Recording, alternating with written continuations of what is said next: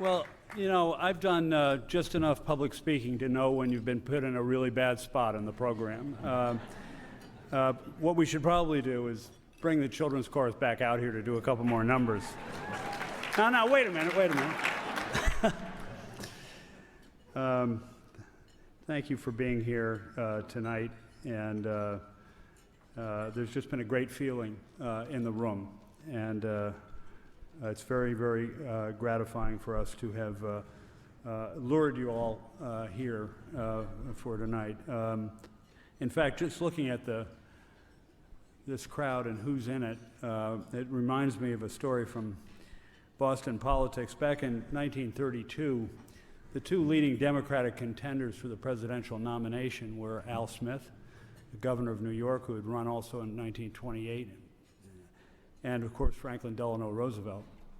And James Michael Curley, in an absolutely stunning move, endorsed Roosevelt very early in the process. And in this very Catholic city, that was a highly unpopular thing to do. But of course, that horse came in for Mayor Curley, and one of the paybacks that he got from the new president was a ticker tape parade in an open car with the two of them together. And that happened, and they were speeding through the streets of Boston, actually going quite fast, and Curley complained to the president, said, "Mr. President, we're going so fast, I'm not sure the people can see." And Roosevelt said, "Well, they all know who I am." And Curley said, "Well, that may be, Mr. President. I want to make sure they see who you're with." And we're very glad to be seen with all of you this evening.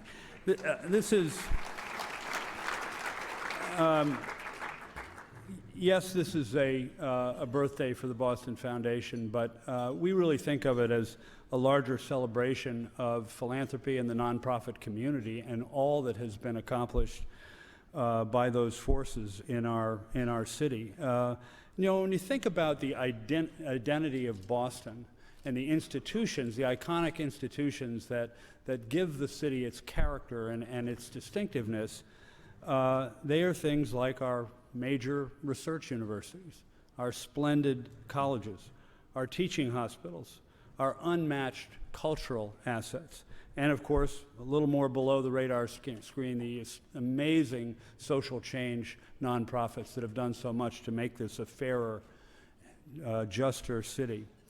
All of those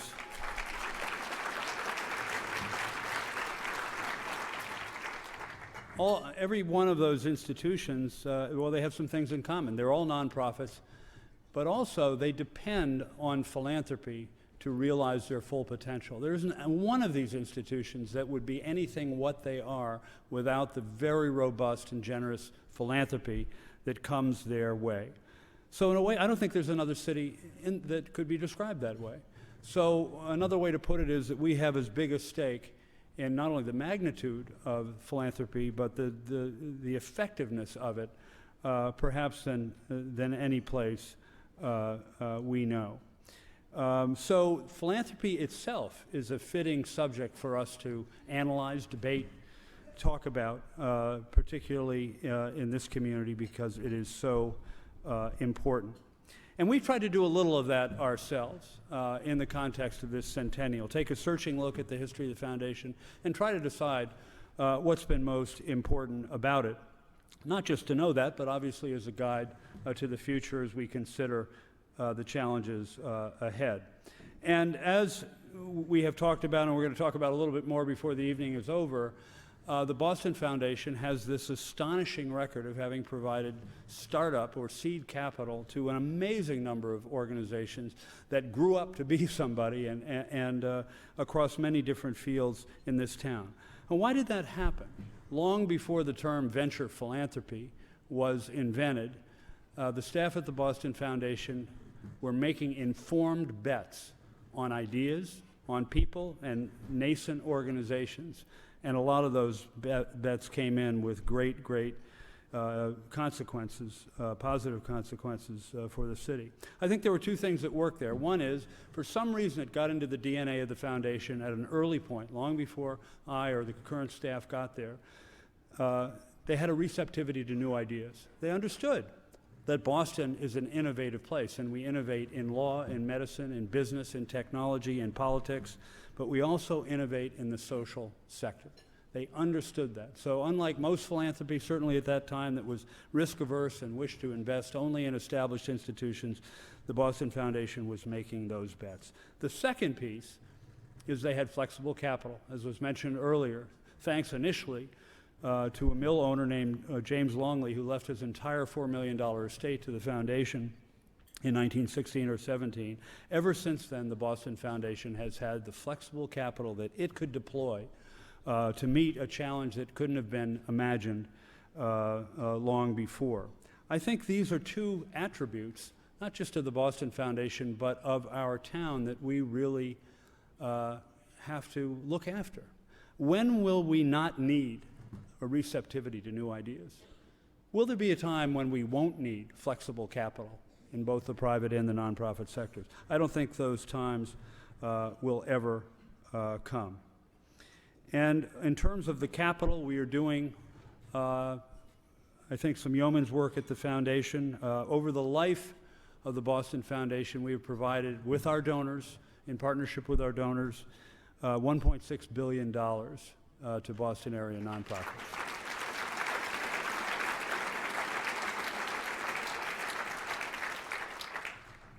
But I hope you won't think me excessively proud to mention that $1 billion of that $1.6 billion has been in the last 10 years. So the curve is headed in the right direction. But that is all about the people in this room. The same people who made this dinner possible have helped the foundation grow its impact very, very significantly. Well, let's talk for a second about the city that this is all occurring in. As many of my friends out there know, I came to Boston for the first time in 1975 as a very junior assistant to Mayor Kevin White. And if anyone is really upset with the course that my career has taken, you can blame Ira Jackson, who's here tonight, because he hired me.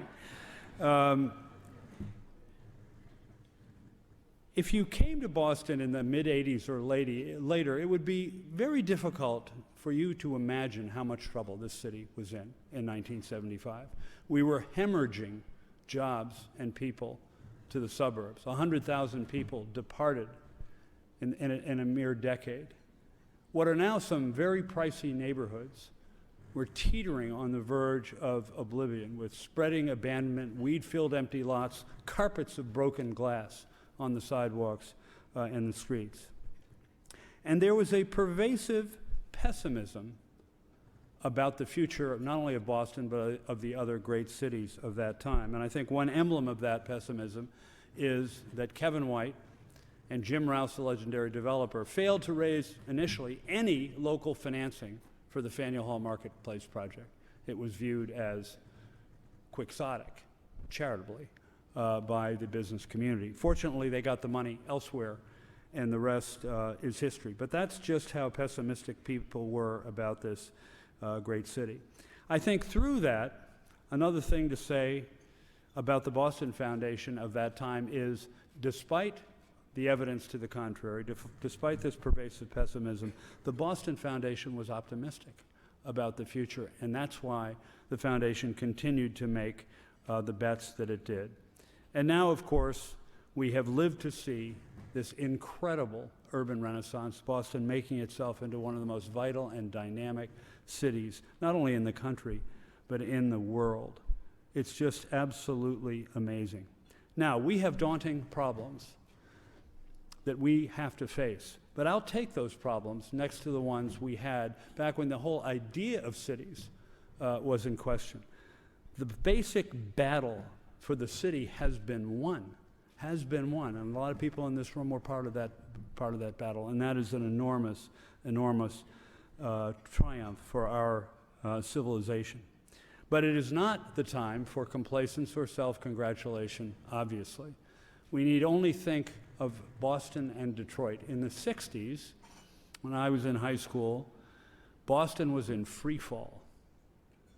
Detroit, the wealthiest city in America on a per capita basis, and we see what's happened in the space of less than a generation. So we have to be vigilant, we have to safeguard the gains that have been won, and we have to be smart about taking on the next set of challenges. And we have to have new determination to take on the tough ones. The opportunity gap, the lack of affordable housing, the schools that still don't work, the transportation system that's an embarrassment to a world-class city. There's plenty to do. So let us be the laboratories of democracy that Louis Brandeis talked about for the states, but at the city level, because it's clear that the initiative and imagination attacking these problems is going to start out as local initiatives, and just as many things have before in our history. And Boston has to be one of the places of maximum innovation with the toughest problems we face. Now, we will pledge to you, our promise is to bring all our capacities, the research we commission, the grants we make, the forums we host, the partnerships with donors we fashion, the public policy options we define, the alliances we forge, bring all of those tools to this next chapter in the life of this great city that we're so privileged to reside in. A long time ago, the president of the University of Chicago, Robert Hutchins, said, "It may take 10 years or 100 to get the civilization, to build the civilization we want.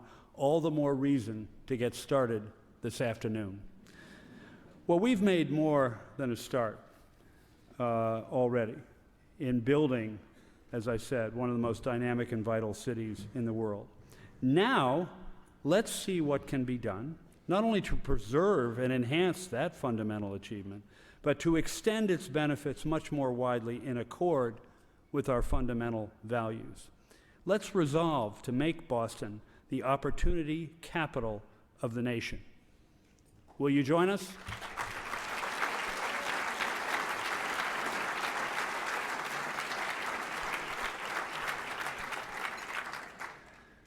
If we can fix that one, that would justify another gala. Again, thank you so much for having me and for being part of this wonderful evening. It is now my pleasure to bring back to the stage Gerald Chertavian and Ray Hammond for a part of the program that I think you will find a lot of fun. Thank you so much.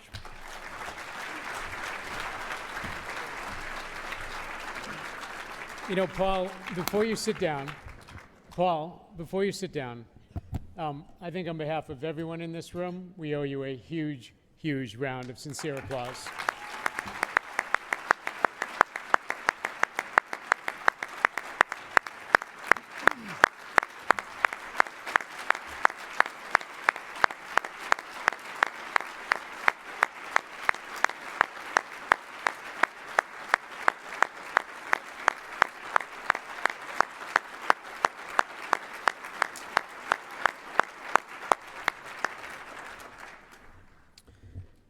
Mary Jo mentioned earlier that the Boston